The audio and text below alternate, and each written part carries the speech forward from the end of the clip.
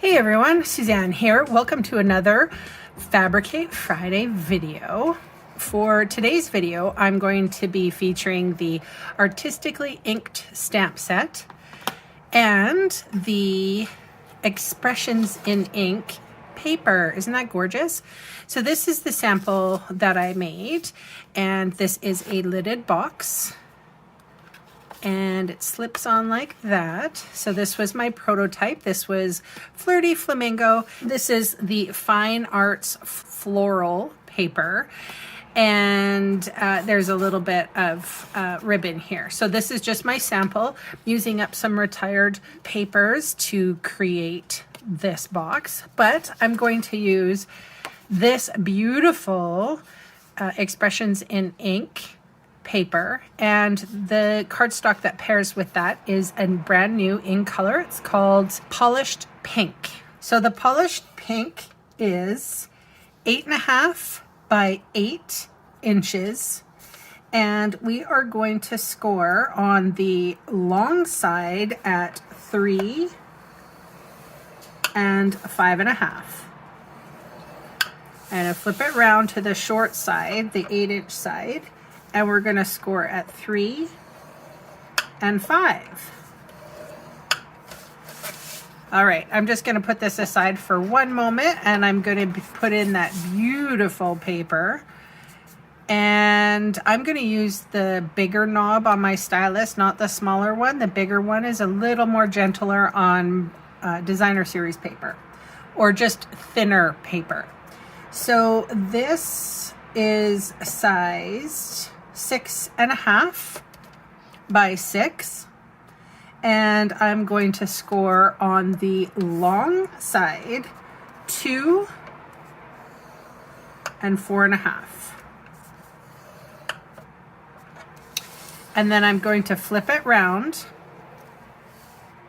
and I actually forgot, but it is probably going to be okay. I'm going to put in my box maker shim. So if you've never seen this before, it's a piece of window sheet with cardstock on it.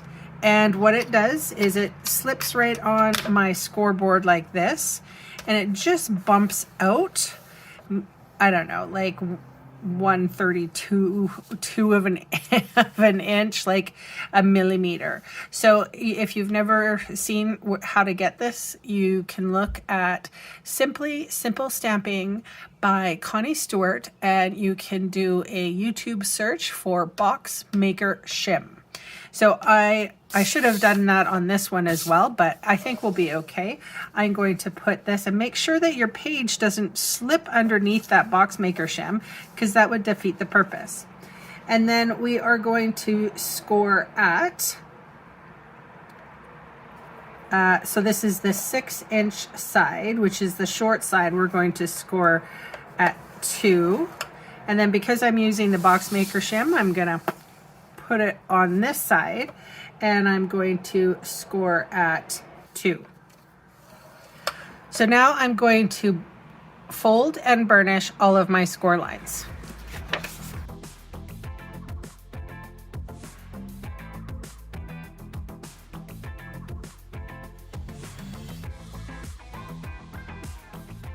I have long scissors here, but you can use whatever scissors you have, or you can use your trimmer. So I am going to do the pinwheel method, even though that these squares are not equal to each other. It'll be fine. So I'm cutting up on the score line, and then I'm going to turn it and do this one. I call this the pinwheel method.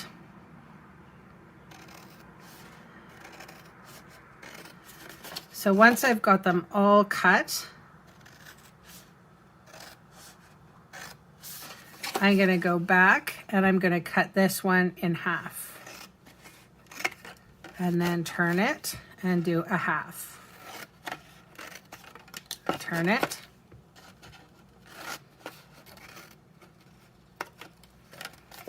And turn it. And now I'm going to do a little bit of wedging.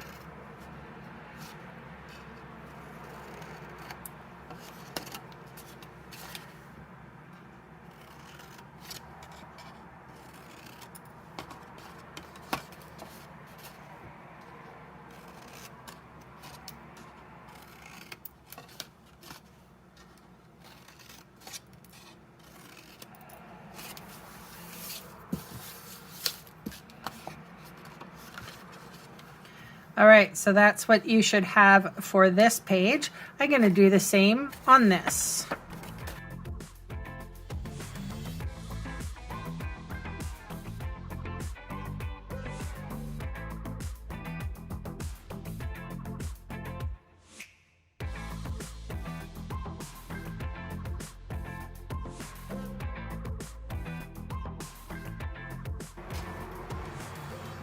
Okay, everyone, we're going to flip it over, and I'm going to get my adhesive out. So when I do this, and especially too with the Stampin' Seal, sometimes you can pull the cardstock, so you want to grab it. Don't push very hard. I kind of do a little rock, and then I'm overextending.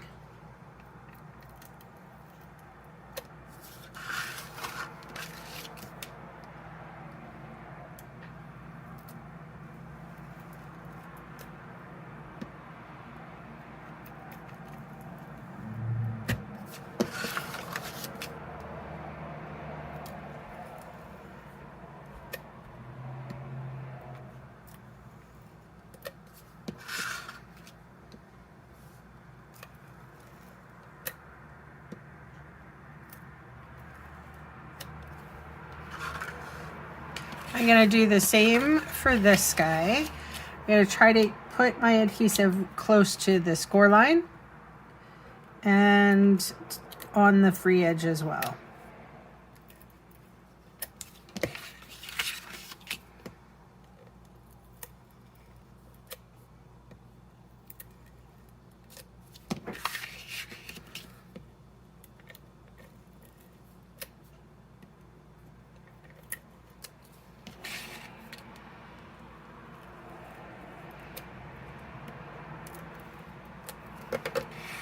All right, so what we're going to do is we're going to take this score line up to this free edge.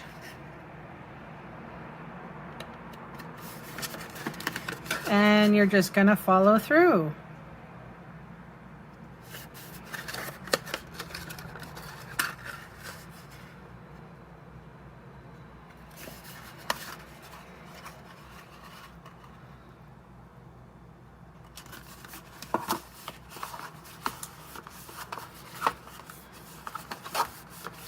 So what I like to do as well is I like to clean up the box itself. Sometimes I don't cut or trim perfectly.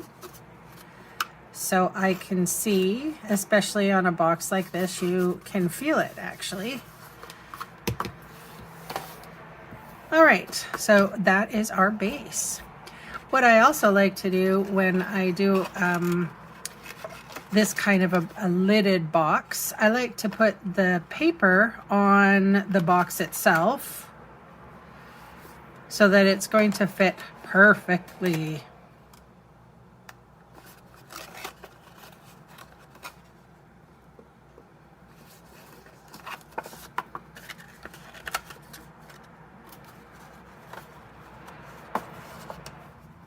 Well, this is adorable. This is what I always say. If you hoard paper, what you could do is you could create a lovely little box like this or something of the like and just put it on your shelf. At least you're using it, right? All right.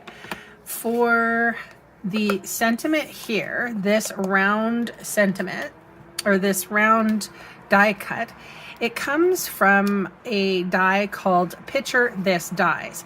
So this is what it looks like, the die. But then you get the negative, which is awfully awesome. First of all, say if you wanted to put it underneath some papers or whatever for a card front, a great idea. But then you get all of these. So I just made like 6 circles in one pass of my Stampin' Cut and emboss machine. So that's kind of awesome. And if I only needed the one, which I only needed one right now, I have 5 more that I'm going to put in my little die cut cup for the next time. For this one, I used the larger circle for the best wishes, and I sort of sponged around the side. This one here, I'm going to use the polished pink, and I kind of like just to use the hello. Now I do have the Expressions in Ink ephemera pack. I was part of my own paper share and everyone got one of these. The ephemera pack has some iridescent sequins. All right, I'm just gonna put some dimensional adhesive on the back of my circle. This would be the middle-sized circle. I've taken that hexagon, well, I don't know, I've taken that shape, put it on my box top, and then I'm just going to plunk this guy down. Hopefully some of the dimensionals will make this guy stick, and it is. Ooh, and then I'll put some, I have no fear, I will put some of these amazing iridescent sequins, adhesive sequins.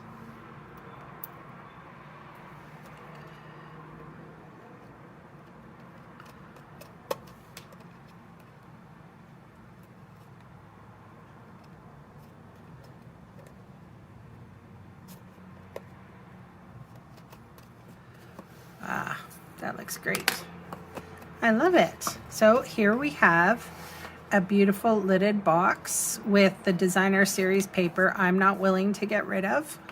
This will stay on my cupboard for a little while, and this one I might give away. So you can get all the supplies I used today listed in the links below the video description or in the supplies section of my blog. Thank you so much for watching. I will be back very soon with another video. Bye for now.